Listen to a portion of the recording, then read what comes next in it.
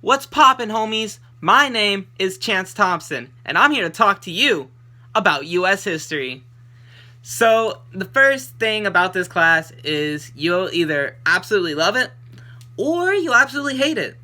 It just depends on if you participate in it. If you don't, Savage is going to force you, and you're going to just continue saying no, and your grade's going to drop. So, make sure you participate. Make sure also you do not fall behind in the homework. So the readings or videos. If you're not able to do the whole reading or you can't watch the whole video, then at least get through part of it. That way you have like a basic understanding of what's going to happen the next day. And that you learn a lot from those readings. Like, it'll tell you so many small details. And if you can remember some of those, that's going to help you on DBQs, long essays, short answer responses. Probably might even help you on the multiple choice. It helps me a couple times, I'm not going to lie. So yeah, make sure you do that. When there's a class discussion, make sure that if you didn't finish the whole reading, go and emphasize on at least one point. Go and answer all those questions. Raise your hand. Whenever he asks for any other questions, just raise your hand and get those points like early on. That way you don't have to worry about the rest of it, and you can listen. You can listen to everyone else and basically learn. Just make sure I still recommend reading, but if you don't, just try to bluff it out, Sometimes it works. Never say I don't know. Just make up something, because there's a chance you're on the right track, and Savage will see you're at least attempting it, compared to if you say I don't know, he's just gonna be like, oh, okay, and then write it down. There's patterns that you'll notice if you pay attention in history. So once you find those patterns, the class will slowly become easier. For example, if it's wrong, then there's a chance that it's caused by either white people, racism, or the South. So looking for ideas like that, it'll help out a lot. DBQs, long essays, and short answers, make sure that you follow. He's going to give you a rubric, so make sure you follow that. If you're not following the rubric, then you're already screwing up. But after the rubric, just write down anything you can think of. The most small details could give you a point for complex understanding.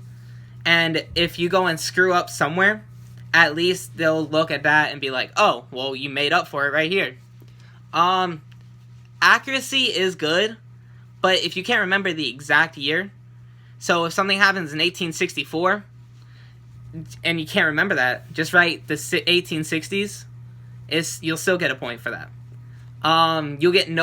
You don't get points deducted for writing something wrong on these essays. So just put out anything you could think of. Obviously, it'll make them think, oh, he's probably bluffing. But if it is correct, you'll still get the point. Okay. Whenever there's a quiz or major test, cheating is very bad. Do not cheat. But if you don't get caught, who saw you cheat? You know what I'm saying? But for real, don't cheat. It's pretty. In the beginning, it's pretty simple.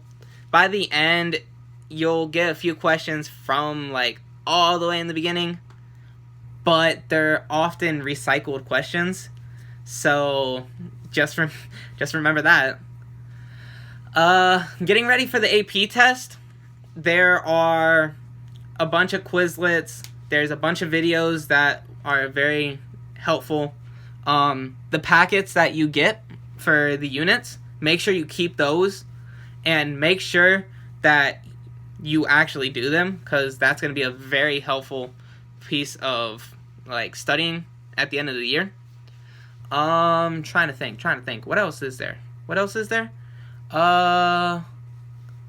Make sure that, like I said, make sure you do the readings, make sure you watch the videos. Whenever there's a note day in class, don't write down everything on the board, but write down the main ideas.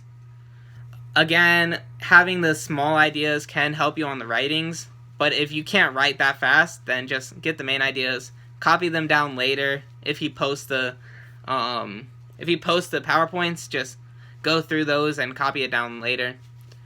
Any other ideas?